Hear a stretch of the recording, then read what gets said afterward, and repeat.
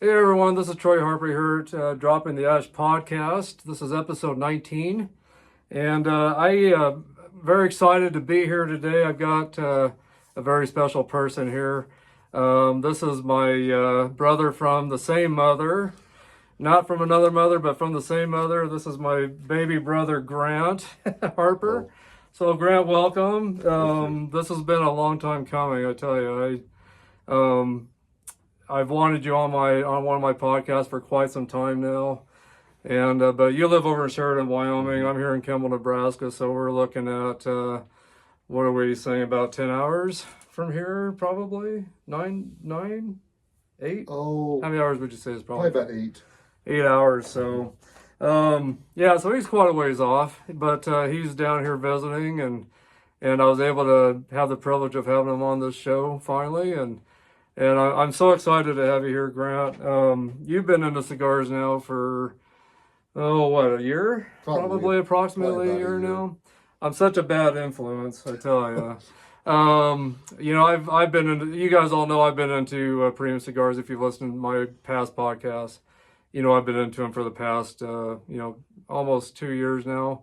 You guys know my story that have kept up on my podcast. So I've been into them for a couple of years now, and I'm trying to think of how we even got you into this whole cigar world, cigar thing going on here. How did we do that? Well, I think it's just when I came down to visit probably about a year ago, and I think that's when you introduced me. Was it the Fat Bottom Betty?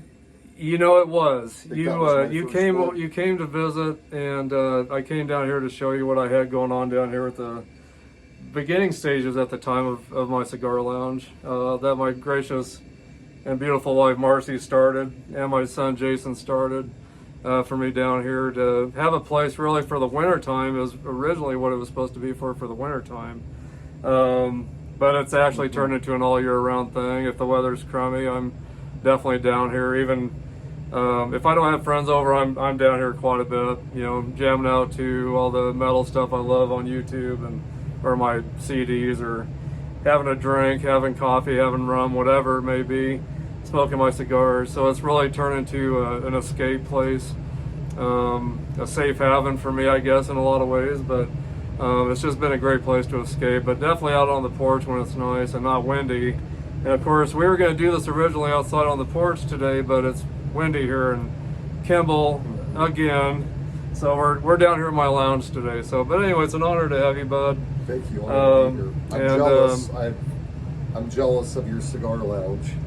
If I want to be alone at my house, I have to go in the bathroom. So, well, I'm jealous. Open the window up. I love this cigar lounge.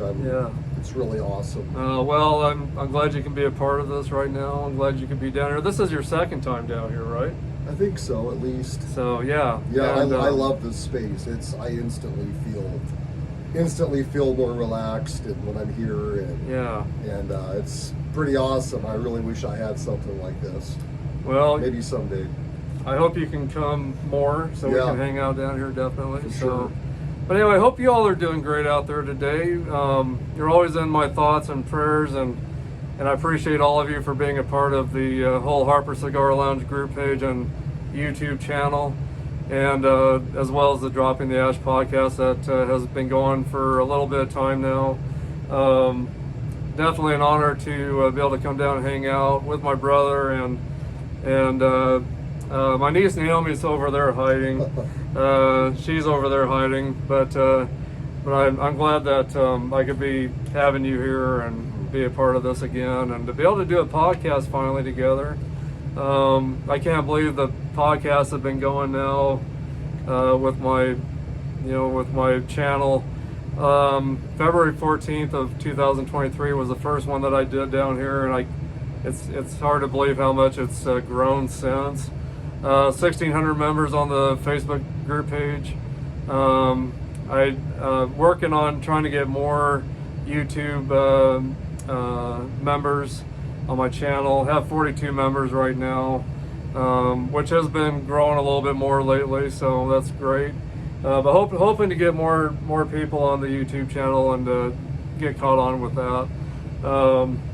So anyway, if you guys want to do a great thing and be a great support to me, come to my YouTube channel under Harper Cigar Lounge. Subscribe, hit your likes, hit your feedback, or put your feedback in. Share the content to others that might want to be listening in on some of this too. Treat them to this. So, but if you want to support me in any way, definitely do that. But I'm not getting paid by any cigar companies or getting paid by any sponsorship. I'm not getting anything like that. I'm just doing this out of my own passion. Really for you guys. This is a benefit to you guys. So it's not for me, but it's for you guys. So thank you for being here, definitely. We're going to get into the cigar we're smoking today. This is a cigar that Grant's never had here. And maybe some of you guys are familiar with this cigar. It's the Foundation Tabernacle Broadleaf 5x50 Robusto, Wrappers Connecticut Broadleaf. There it is right there, as you guys can see it. Hopefully you guys can get a good look at that. But this is a really great cigar. Wrapper Connecticut Broadleaf, binder Mexican, San Andreas. Filler is a Honduras Nicaraguan. City of origin is Nicaragua, of course. Smoking time is 45 to 60 minutes, it says. And I'm getting my information on cigarsdaily.com. So hello, Tim Swanson out there, sir. Hello out there. How you doing today, brother? Strength is medium to full. Some of the taste notes from my own experience and some from others is like a real dark chocolate, like almost a 98% kind of dark chocolate. Some pepper, some nuts, and some earthiness to it as well. But just a lot of chocolate. Some pepper, some hits of pepper throughout it, but just very chocolatey. And this is kind of considered, in my eyes, a flavor bomb, which a flavor bomb is a cigar that just has a lot of power to it. It might be a lot of chocolate, a lot of pepper, whatever the case may be. Definitely something you want to have after you eat a meal. It's not something you want to have on an open or have during your smoking time if you're doing it on an empty stomach. You definitely want to have some food before it. Have something to drink with you. Maybe have some peanuts or something to snack on while you smoke one of these.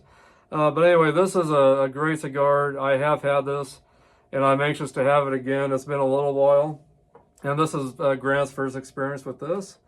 So definitely anxious to dive into this.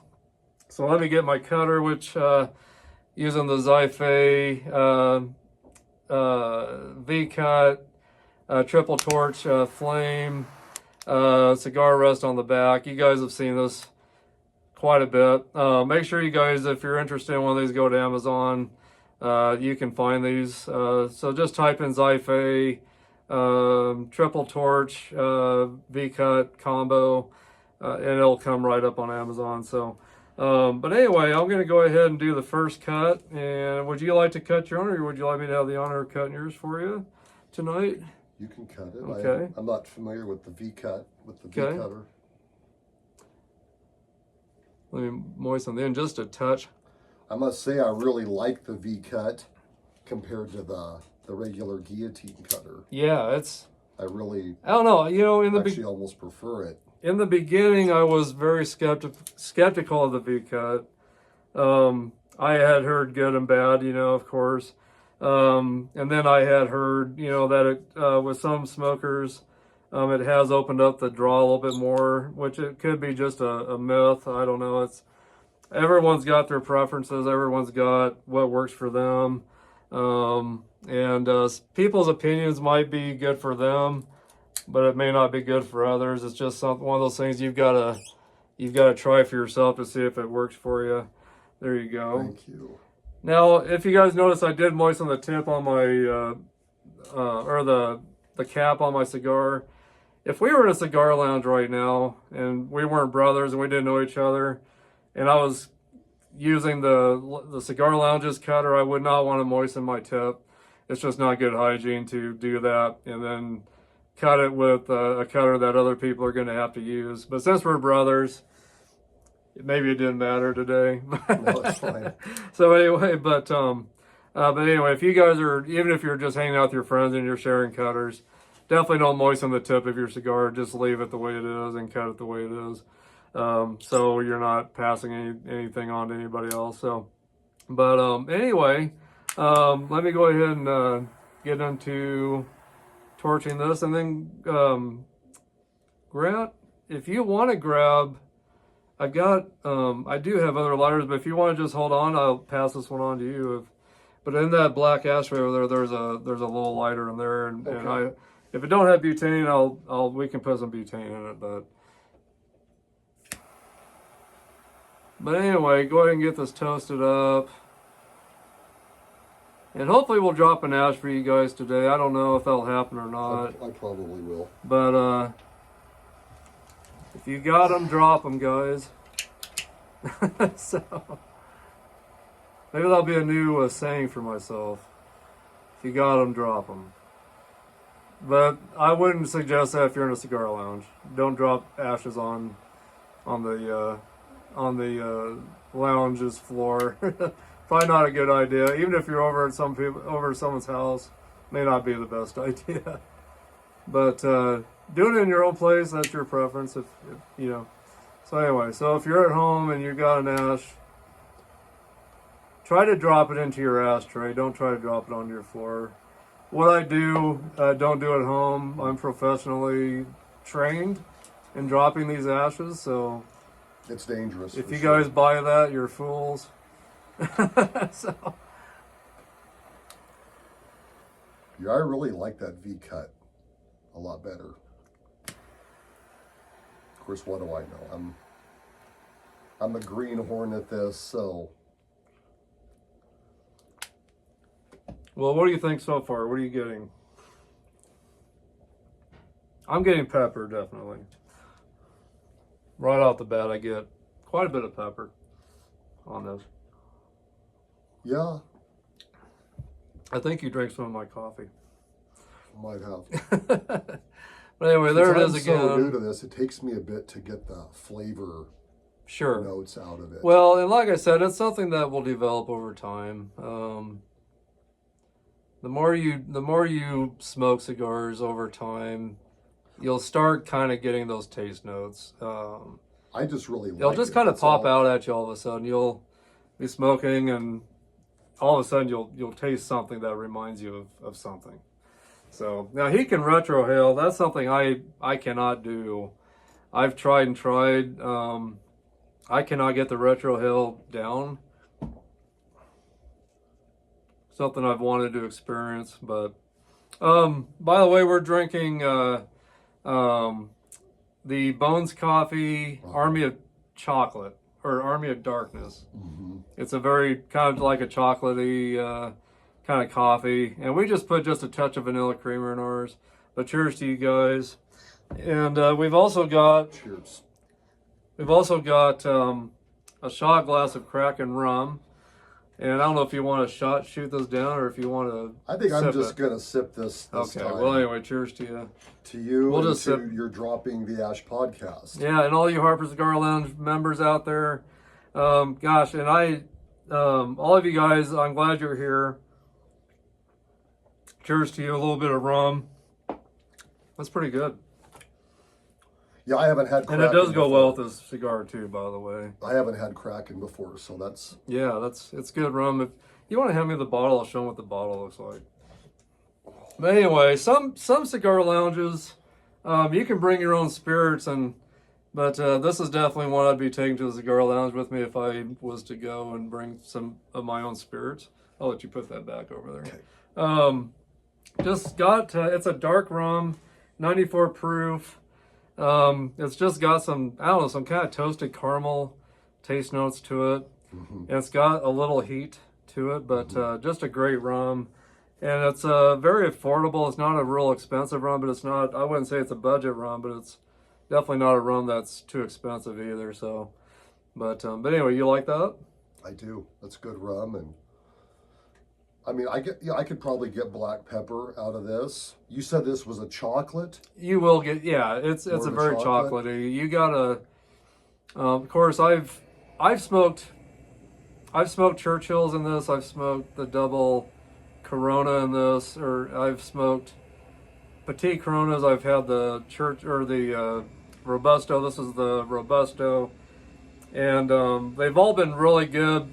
And of course, every cigar that's different sized, it will have slight differences in taste, just because of how the wrapper, or because of how the fillers are, all put together with the wrappers, but every size will have a little bit slight different taste. But every one I've had has definitely have had that dark chocolate throughout it, for me anyway.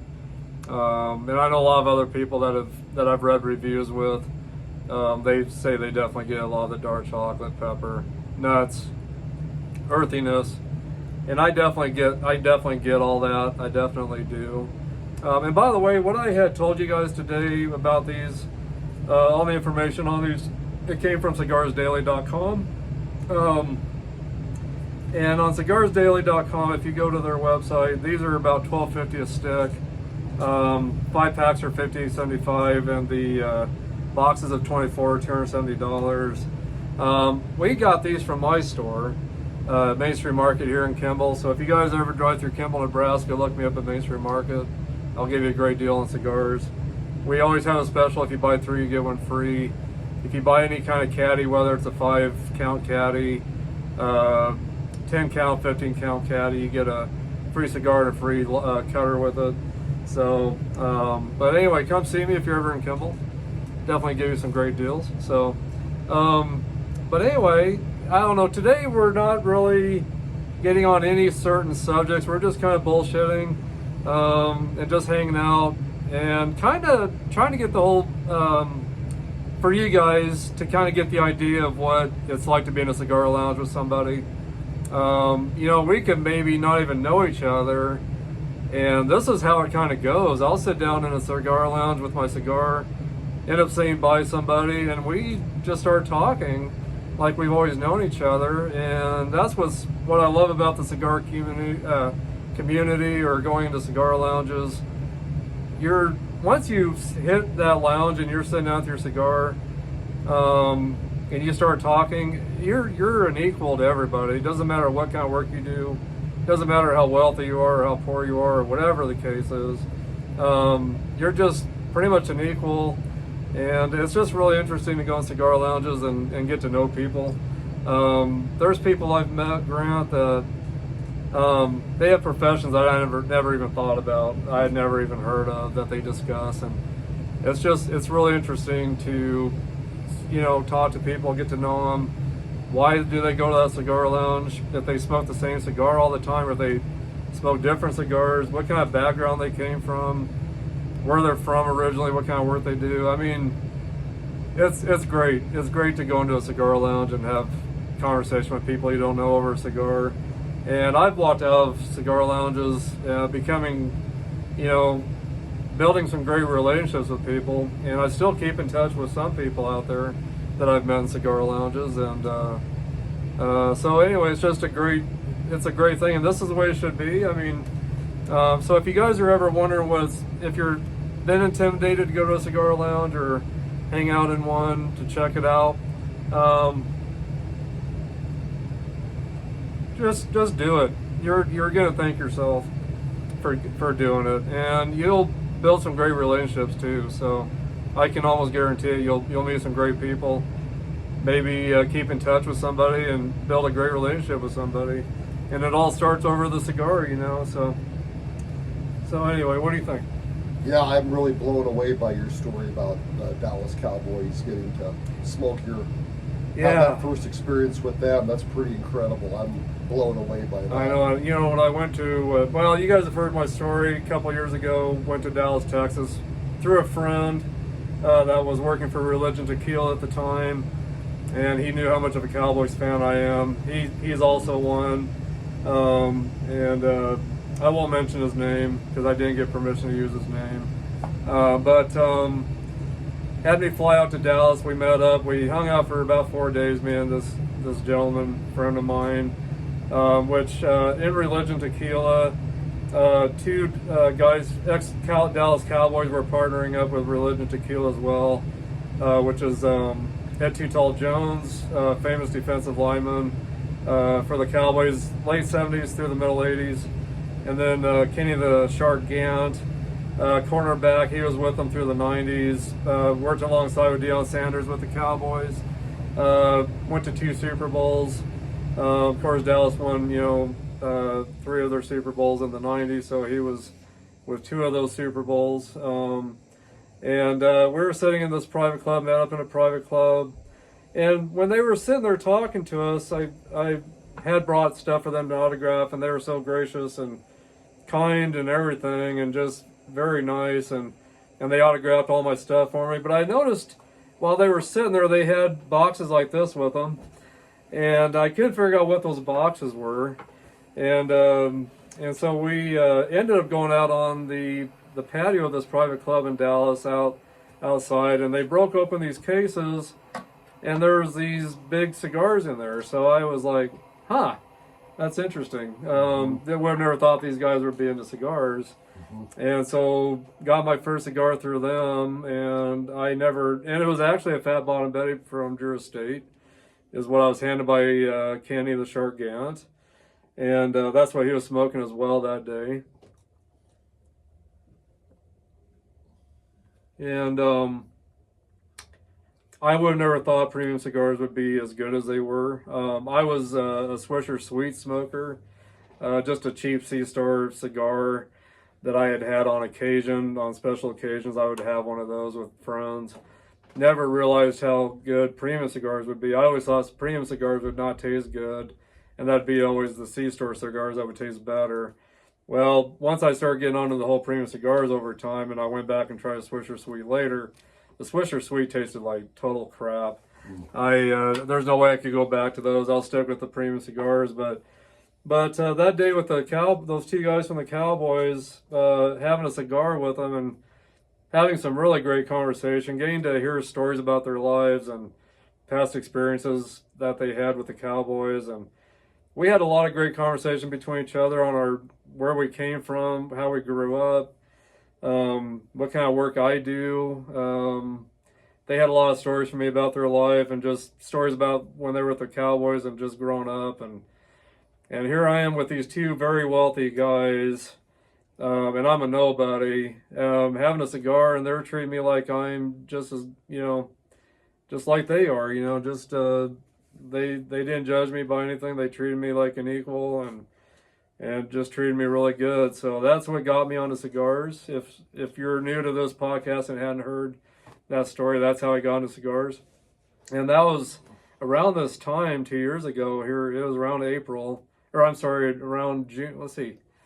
Oh gosh, actually it was around May, I believe, is when I went to Dallas, and then it was in June around Father's Day.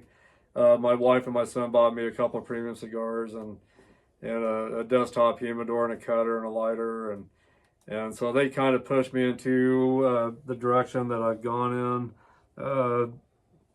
Previous to that, I came home from a really rough week at work, and had to go find a Swisher Sweet somewhere and to get a little thing of wine or something to drink. And so that's what I did, and it really did calm me down after a rough week. And I sat out on the porch. It was kind of cold that night, but I sat out on the porch and had that Swisher Sweet, had a little can of Stella wine that I got from my store, and I had that, and I was just so relaxed and felt so much better after that. And I told my wife, I was like, this is really something I gotta get more into, because it really helped after a rough week and everything. And so Father's Day came around, and I woke up to, it was a Camacho, Connecticut, and a New World, or no, it wasn't the New World. Oh gosh, it's on the tip of my tongue.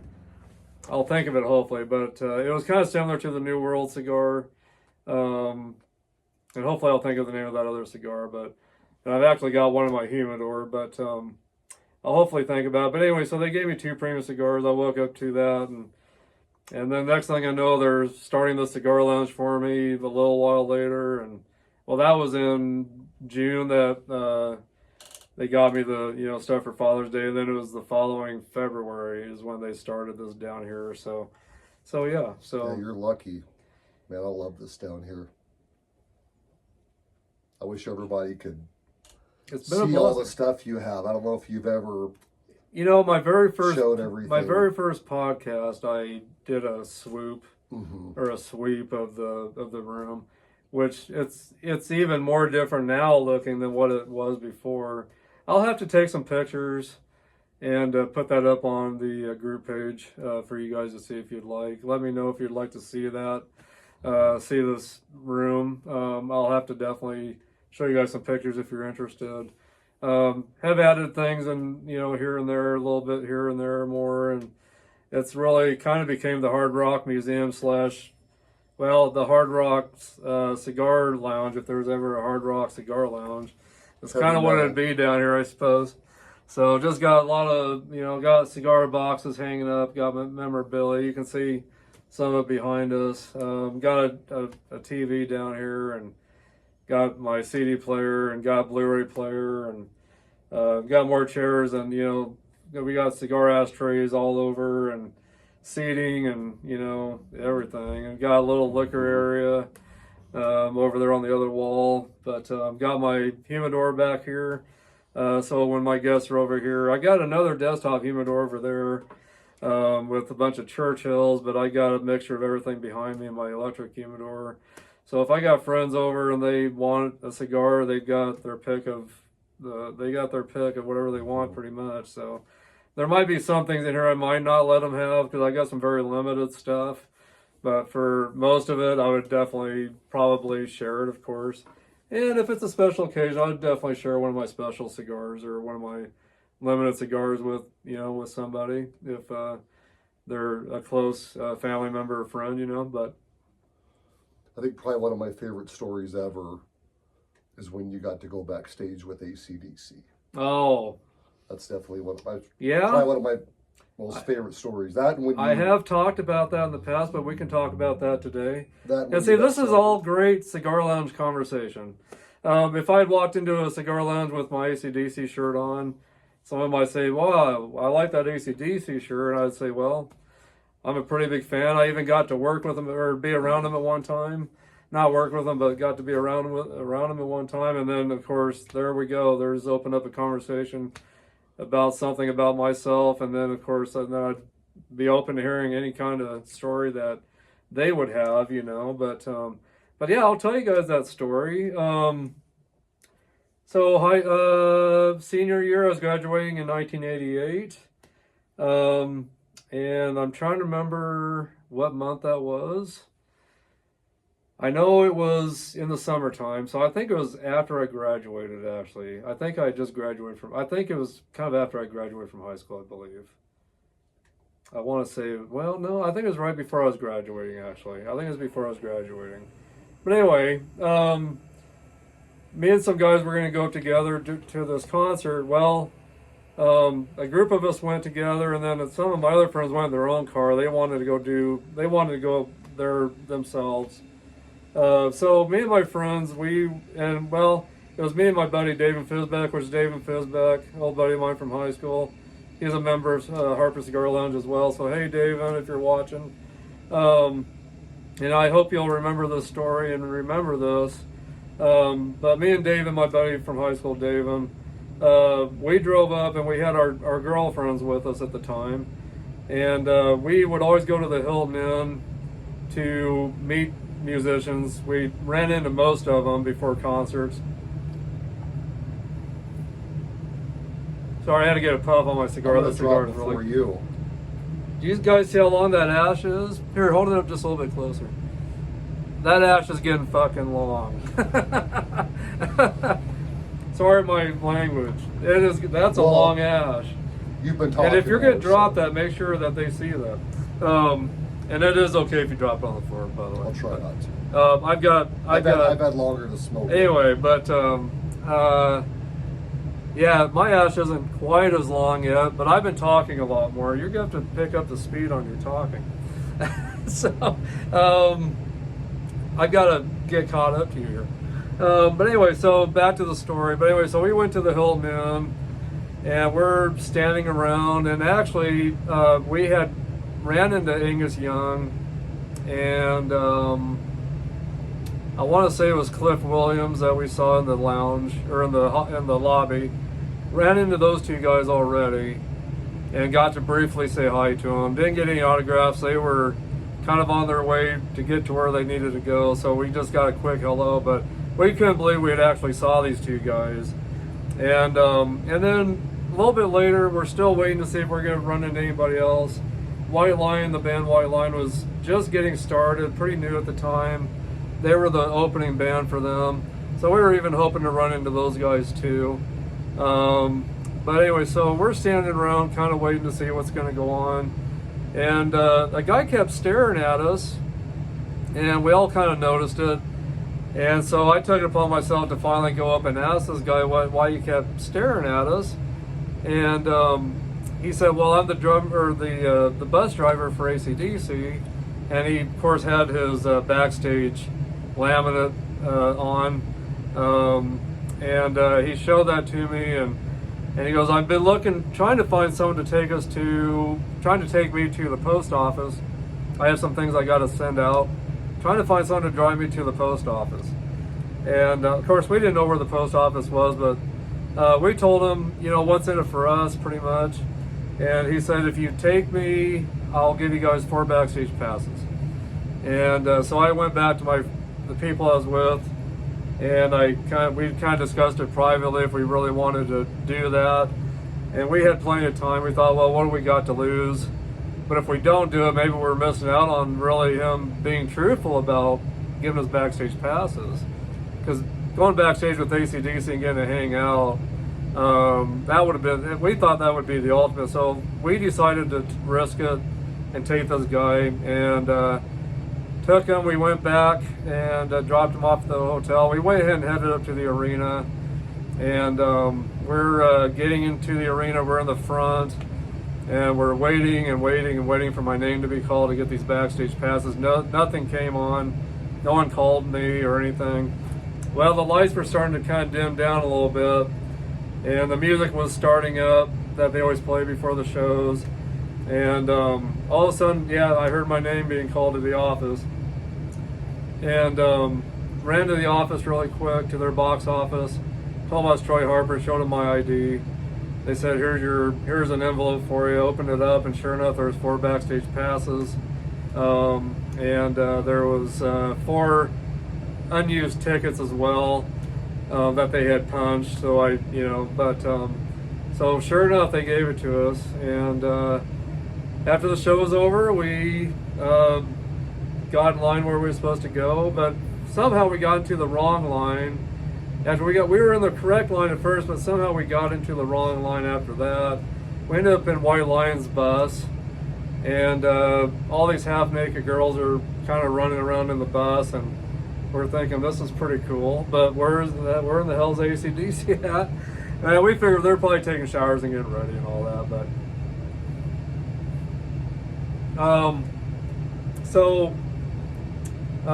guy comes on the bus and asks for our backstage passes to look at. We showed him ours. Ours were green. So he says, you guys are in the wrong area. You need to be over in this other line, which was right behind the arena. And so we got in line over there. But so we went in, and they put us in this waiting room, and they had all kinds of food. Waited there for probably, good hour, I'm going to say almost. And we were getting pretty anxious to get out of that room and get to go see these guys. And we thought it was going to be just probably a quick hello and maybe, get a quick autograph once we got in there. We got in there, and of course they wouldn't allow any cameras, but we were hoping that maybe they had someone there that would take pictures of you, but they didn't. They said no cameras at all. So we luckily didn't have any cameras with us, thank gosh, because they would have gotten taken anyway. But anyway, went back there and get in there, and Angus Young is sitting there on the couch with his wife, really tall blonde gal, and I think he's still with her. I can't remember her name. I just dropped it. Sorry. He dropped an ash, guys. Well, good job. Good job. He dropped an ash for you guys. I didn't even try. I haven't even dropped an ash yet. But anyway, sorry, good job. all over your carpet. That's okay. Darn it. We've had a lot of ashes dropped on that carpet. Sorry about that. I'm an amateur, so we broke it in a long time ago, so it's good. It's all good. Maybe you'll drop a second one. Maybe you'll get a second one in. Well, you guys have gotten your money's worth today. You got to. Well, I don't know if they actually got to witness it dropping, but they didn't see if you hold your cigar up, you'll see that it's gone there. Yeah, it's gone. But anyway, he did drop it. I did witness it. He did drop it. It was getting pretty long. I was hoping it was going to last. Yeah, they saw how long it was. So, hopefully I'll get to drop one on the camera for you guys. But anyway, I went in there and Angus Young was sitting there with his wife doing a line of Coke, and which they put it away, and then they had just. I don't know, what would you call those pails or those, like what you serve? I don't know. Like trays or buckets? Well, they were just those. Like buckets or? Kind of like those flat looking buckets with ice in it. They had all these flat looking kind of bucket things. Rubber, they're kind of made out of a hard plastic. Just full of Heineken beer. Wow. And on this counter, just big lines of these iced trays or whatever you want to call them. Full of Heineken beer. Oh. And so we were asked by Brian Johnson, the lead singer of AC/DC, if we were staying in the hotel, and we actually were. We had we had gotten reservations to the hotel, so we were staying there. So we were like a floor, I think we were like the floor below AC/DC, because I only remember going down one flight of stairs to get to our room. But anyway, they asked if we were staying in the hotel. We said yes. They said, have as many Heinekens as you want. Take some with you when you leave, too. And so we did. We loaded up on Heinekens when we left, but we probably hung out with them a good hour, I'm guessing. But Brian Johnson stood there and talked with him. Went over to Malcolm. Well, it wasn't actually Malcolm Young that was with him. He was in rehab. It was his brother that's been with AC/DC here now lately. George Young, or Stevie Young. Sorry, Stevie Young. There is a George Young, but he's an older brother. He's been in some of his own bands, produced albums, all kinds of stuff, but that's the oldest. But Stevie Young looked just like Malcolm. I swore it was Malcolm. When we were there, I didn't realize that Malcolm Young was actually in rehab. I thought that was him on the stage that night because they had the same hairstyle, same height, same looks, dressed the same. And maybe he did that on purpose a little bit so it felt more like all the originals in AC/DC, but I thought it was Malcolm, and then when I looked at my signature later, it said Stevie Young. And I'm like, what in the hell? So I had to finally find out who Stevie Young was. I found out it was another brother of theirs that had filled in while Malcolm was in rehab for alcohol. And so anyway, but he was a great guy, very nice. And then I walked over and talked to Cliff Williams, the bass player, and he was so nice and polite. And then Simon Wright, he was the drummer at the time. He had been, he's been with Dio. I'm trying to think of who else he's been with, but he's been with Dio and, gosh, I'm trying to think of who else he's been with, but he's been around the block definitely at the time. But anyway, so Simon Wright was with them, got to talk with him, and he was really, really nice, and they all had their Scottish accents. It was just a great time. They were the nicest guys probably I'd ever met. Just great guys, really nice guys. I'd asked Brian Johnson if I could have his hat like he kind of wears like these. Asked me if I could have his hat because he said I could have anything I wanted in the dressing room, and he said anything but my hat. You can't have that. But so we took the dressing room signs off the wall or off the door that said AC/DC dressing room. We took those, and I don't have mine anymore, but my friend David, he's got his still. I got a picture of that on my phone somewhere that he sent me that he still had that. Shirt. I wonder if he would have gave me a shirt. I would have definitely. I should have thought about that. I should have thought about that. His sweat. That probably sounds gross, but it'd be pretty cool to have Brian. Well, they had Johnson's showers at this point. They had taken their showers, so it would have been. Maybe there would have been a little sweat on there still. Yeah. That's pretty awesome. Yeah, so that's definitely a great memory. I never would have dreamed ever in my lifetime that I'd begin to go backstage and hang out with AC/DC.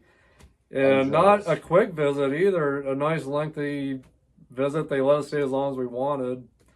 That's incredible. But yeah, after an hour, we finally left because we didn't want to overstep our boundaries. You know, we didn't want to take advantage of the moment because those guys have a life of their own. They got to get sleep, and which they don't get bands just don't get very much sleep if they're not on stage.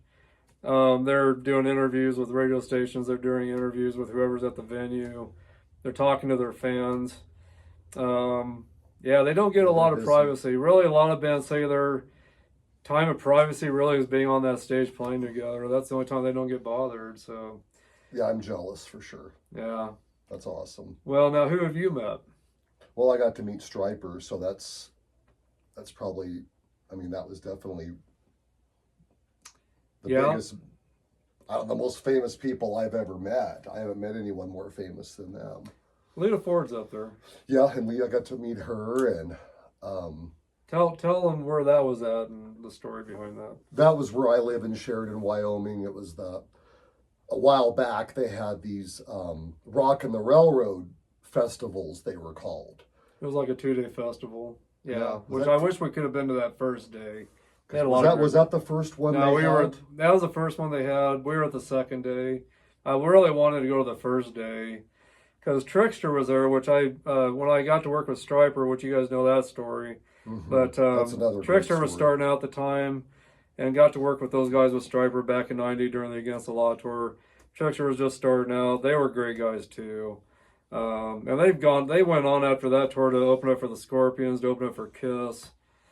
But anyway, they were at that first day. They were during that first day as well as Quiet Riot, which I've always wanted to see Quiet Riot. But Trickster was there that first day, and I wanted to really see Trickster since I got a chance to work with him when I was younger. But anyway, go ahead. I'll let you finish your story there. No, I think that was the first one they had, and I think the second year they had country bands, including Toby Keith was actually there. Amazingly enough. Well, they were supposed to have it was just 2 years. I think they only did that for 2 years. Yeah. So we caught the first one, which was really cool. Yeah, they were supposed to have that second one, which I never did get paid back.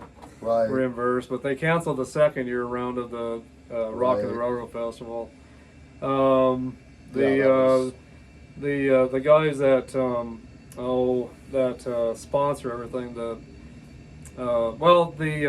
the promoters is what I'm trying to say. The promoters didn't come through like they were supposed to. The ticket sales didn't happen like they were supposed to. They didn't have enough ticket sales. The money wasn't there to pay the bands like they were supposed to. Because back in those days, a lot of bands got paid half up front, and then they get the rest paid to them as they walk. Right as they're getting ready to walk on stage, their manager would get the other half of their pay. That didn't happen. That wasn't going to come through for them, so all the bands dropped out, and it just never happened. So that was disappointing. Yeah, that was big for that area. They have Stryper there and Lita Ford and Trickster and the other ones I forget. That day we were there. Yeah. Well, they started out. I could tell you how it all played out. They started out with LA Guns. LA Guns was the first one, and then Vixen came on. No. Hold on a second. See who all was. Oh, I'm sorry. Winger came on next, and then Vixen came on, and then Lita Ford. Lita Ford came on next, and then Vixen came on. So it was LA Guns first, Winger next, and then Lita Ford came on third, and then Vixen came on. They were on before Stryper. And then after Stryper, it was Cheap Trick. Cheap Trick was the headliner at the time. Wait, I said Trickster. Were they there? No, they were there the day before. Okay, I was thinking of Cheap Trick, and they were pretty incredible too. Yeah, Cheap Trick was awesome. Yeah, weren't they the last band? They were the headliner. Right. Yeah. Well, you had introduced me to Stryper.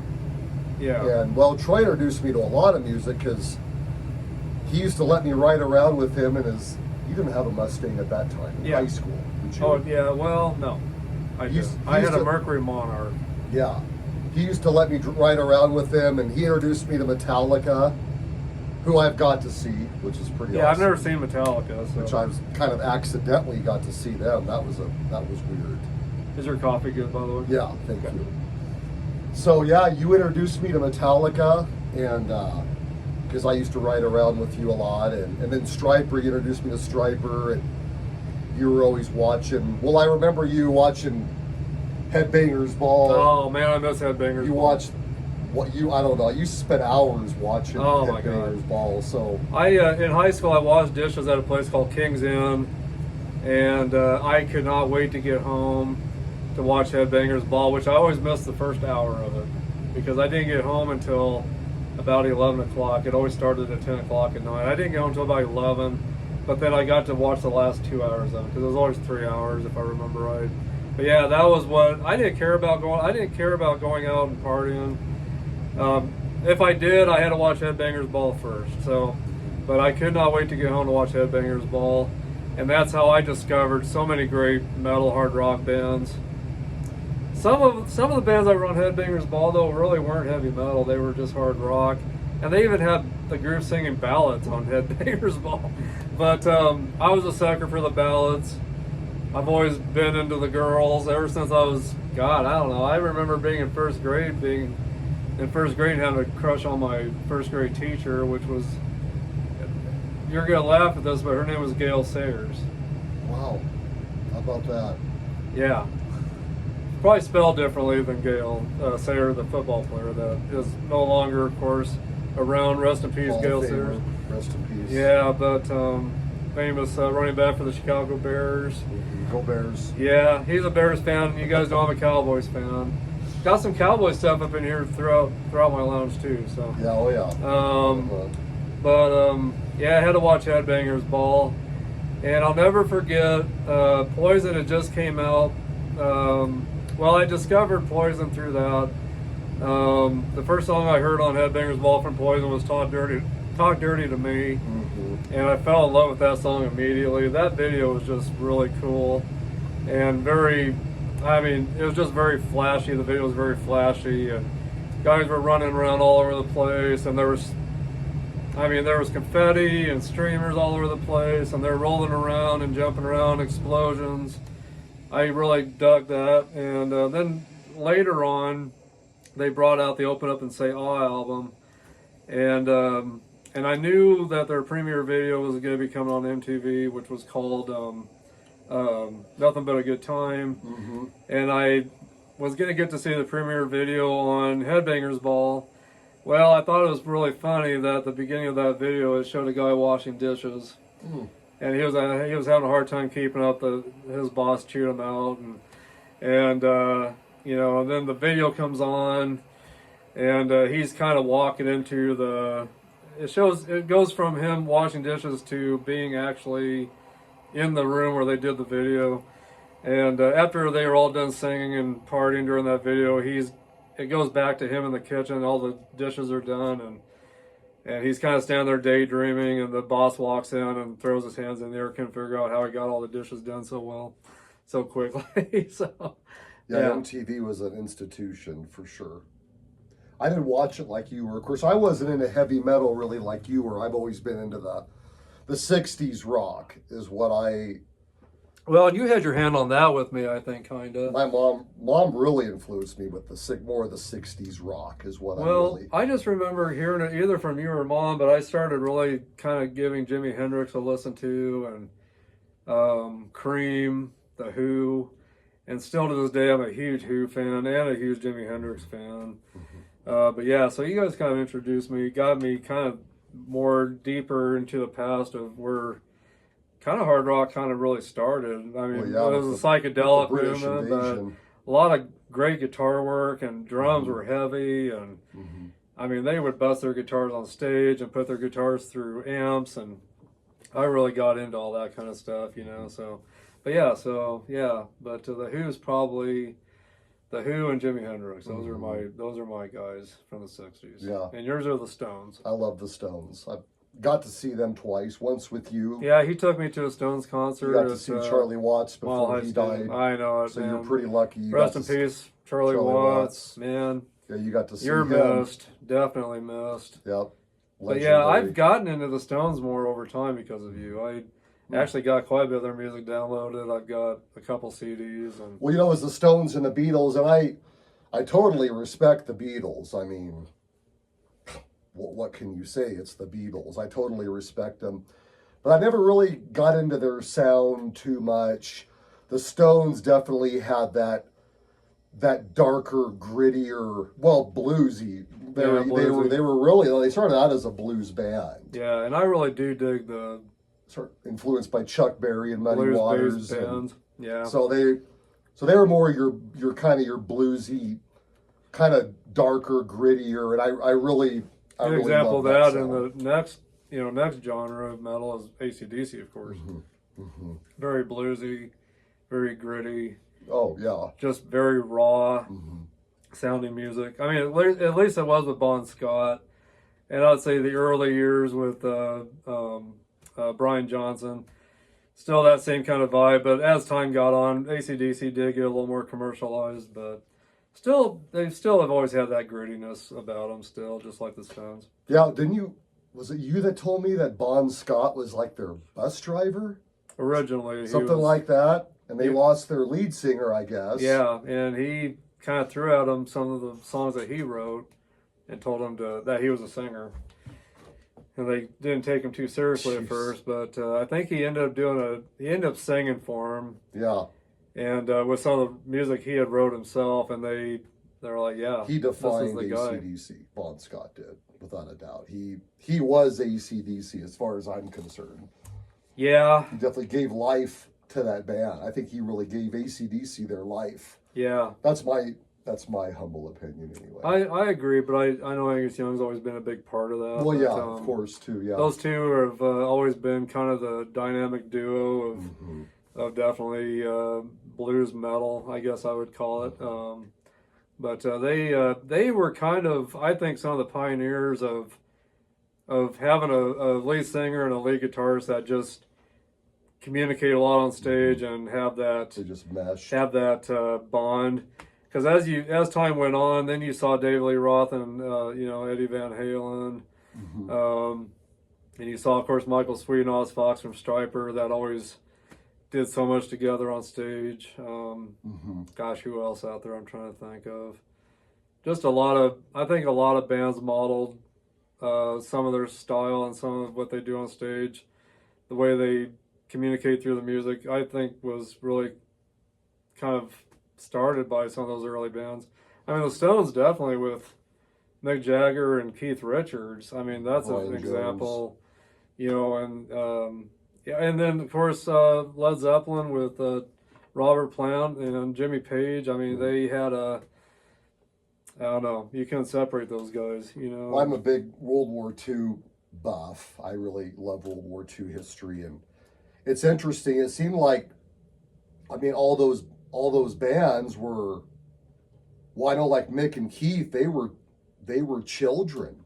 I think when England was being bombed, I think they were just little kids. Yeah. So they came out, well, and I think Ozzy maybe too, but they were all. It seemed like they were a product of that. Yeah.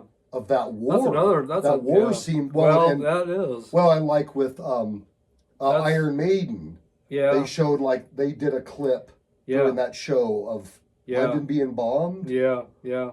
So it seems weird, but it seems like that kind of gave birth It did. to all those British bands. I really think it did. I don't know if that just fueled them. Oh, yeah.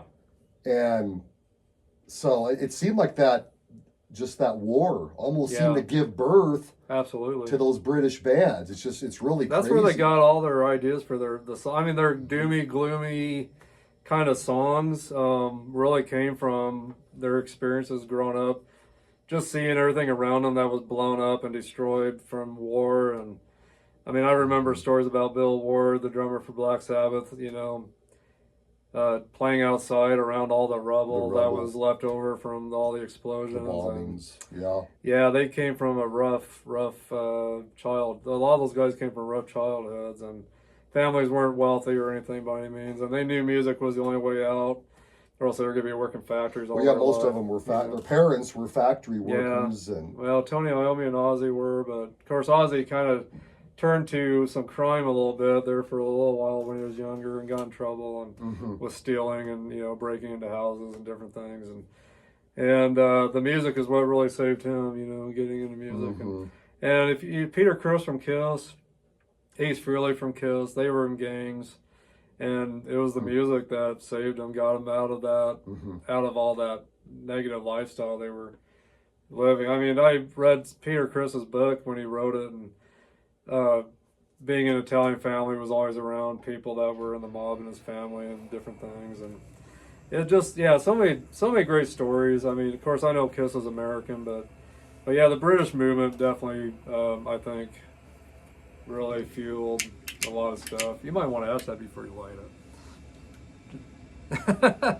You're gonna have to ash it on purpose, but just kind of roll it. Just kind of roll it softly. Get your edge. I don't think it wants to fall. It may not be ready, but is it burning? I just needed to relight it, I think. We'll just do that. See if it falls right off. There you go. Okay, there we go. Teach them how to roll a cigar on the ashtray. Back in business. Yeah. Anyway, I hope you guys are enjoying this conversation we've been having, and sure glad to be here back in my lounge with you guys all out there. There's so many of you out there all around the world that are part of this, and I appreciate you guys so much. It's amazing. This little podcast that I started just as messing around here in my cigar lounge on February 14th of 2023. I was just goofing around on my phone, thought, I wonder what it'd be like to talk about music and cigars, and I thought it'd be kind of wild to see what that'd be like after I played it, to see if I had any kind of talent with that, because our dad always wanted to be a DJ. That was always kind of one of his dreams, and going to Rapid City when we were kids, Rapid City, South Dakota, he'd always take us to where the big radio station was and always have us listen to the DJs, and I definitely got my interest in that. Of course, I went into learning TV and learned the music business at one time, but if it wasn't for that, I don't know if I'd be doing this now, talking the way I do. I always wanted to get into radio. There just was never any money in it. I was in TV for a little bit. There wasn't any money in that. But there wasn't really any money in radio, so I never got into it. It wasn't anything I could really survive on, I didn't think. So I took jobs that made me more money, that were more stable and everything. But yeah, I wish I kind of would have found a way to do radio talk or radio, I wish I would have. But I guess I'm getting to live out that dream a little bit. Well, with the birth of these podcasts, people get to do that now. With YouTube and podcasts and everything, it's pretty crazy. That really gave birth to a whole new there's so much of it. Medium. It's a whole new medium. For me to be only doing this now for about a year, well, I started February 14th, like I said, 2023. We're now into June of 2024. Excuse me, I'll be right back. You bet. It's pretty amazing that it all. That I've been able to do this, I guess, and be even noticed. I've had to promote this a lot to you guys out there, but I'm glad I get to do this. I really am. I'm just a small number amongst thousands upon thousands of people that do podcasts. So I'm glad I get to be here. I'm really glad I get to be here with you guys and do this. And I'm glad that some of you guys are joining and catching on to these podcasts. Definitely. So I've really been enjoying this today, and I'm not going to stop. I'm going to continue to do more podcasts for you guys. Here within a couple weeks, I'll do one more Harper Cigar Lounge podcast, and I've got a really special podcast for you guys to honor a really great guy that used to be with us in the music business, in the music world. He hasn't been with us since 2010. But I'll be honoring him, and I'll leave that as a surprise. Mentioning that he passed away in 2010, maybe you guys already kind of know who I'm talking about, but definitely going to have a very special podcast, and then I'll do that one, and then in September we'll start back up with Harper Cigar Lounge Season 3, and we'll go off with a bang in Season 3.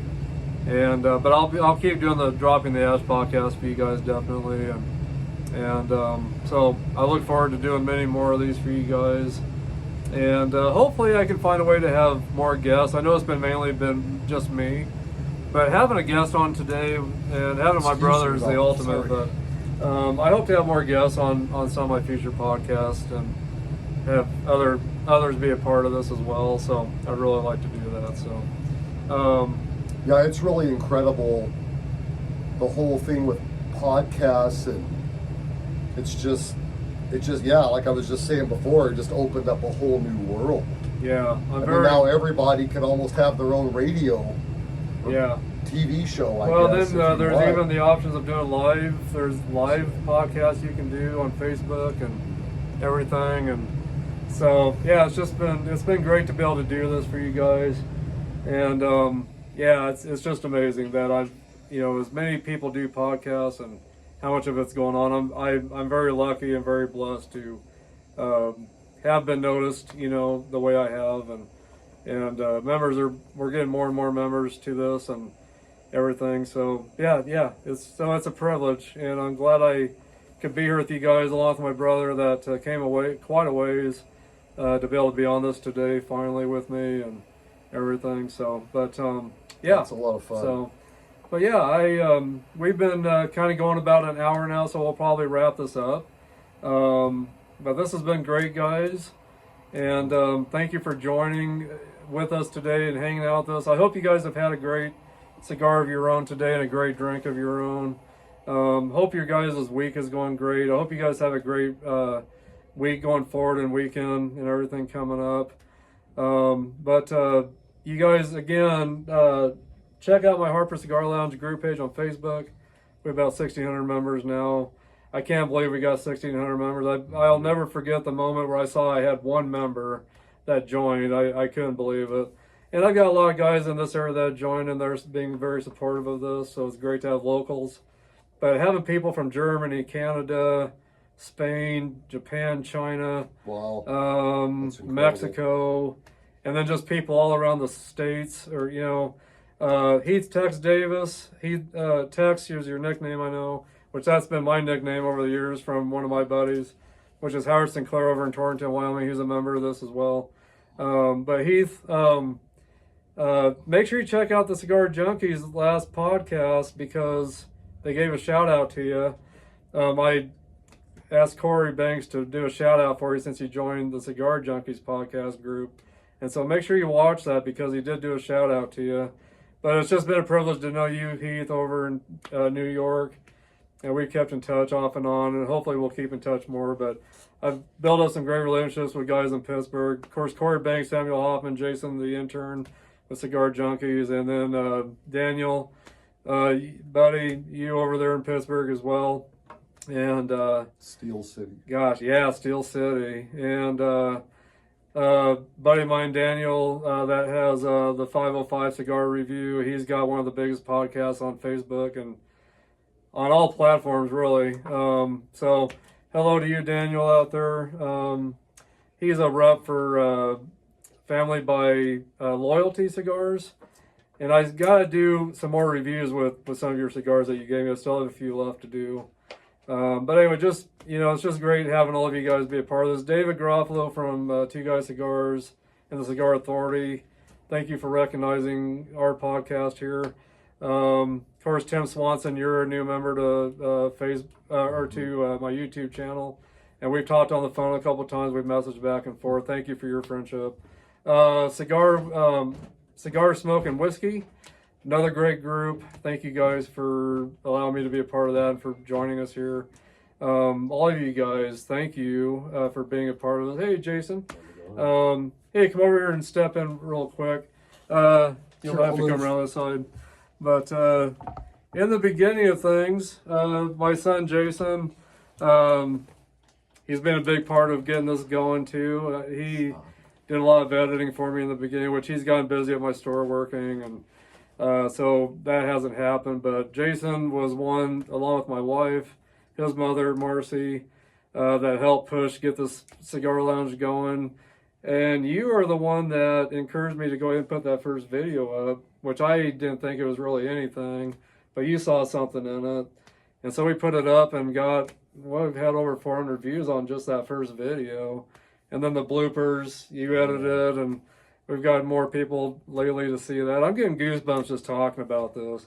But, you know, he's been a big part of this, my son Jacen, and got to give him a lot of credit for pushing me and my wife Marcy, pushing me to get into cigars more, do these podcasts. And now I've got 2 podcasts under my belt, and which they're both doing well. And I definitely plan on trying to come up with other ideas for future podcasts. But anyway, Jacen Ramirez, gotta give him credit, man. I tell you. Yeah. So he's been a big part of your technical stuff too, right? Yeah, he did. Yep, definitely. So yeah. So anyway, Jacen, thank you. But yeah, guys, again, thank you for being a part of Harper Cigar Lounge and the Dropping the Ash podcast, and being a part of the group page on Facebook. 1,600 members plus. There's probably members that signed up that I don't even know about yet. And 42 members on YouTube, which we need a lot more of you guys to join YouTube. I need your support in that. So anyway, guys, but have a great rest of your week. Cheers to you guys, and cheers to you guys. Stay healthy out there. Keep smoking those premium cigars. Drop an ash if you have it, but make sure it goes in your ashtray. So like I said, I'm a professional. I can drop mine on the floor. I'm professionally trained. So don't try this at home. But if you're going to drop an ash, do it in your ashtray. Don't do it on the floor, especially if you go to a cigar lounge. Don't ash all over the place. So anyway, guys, God bless. We'll see you soon. And again, I've got a great Harper Cigar Lounge podcast coming up for you guys within the next couple weeks. And Grant, thank you for being here. Absolutely. This has been a ball today, guys. Thank you so much. And God bless you guys. Love all of you out there. Stay in touch. I'll stay in touch back. See you in the comments. And I'll see you guys later. Bye-bye now.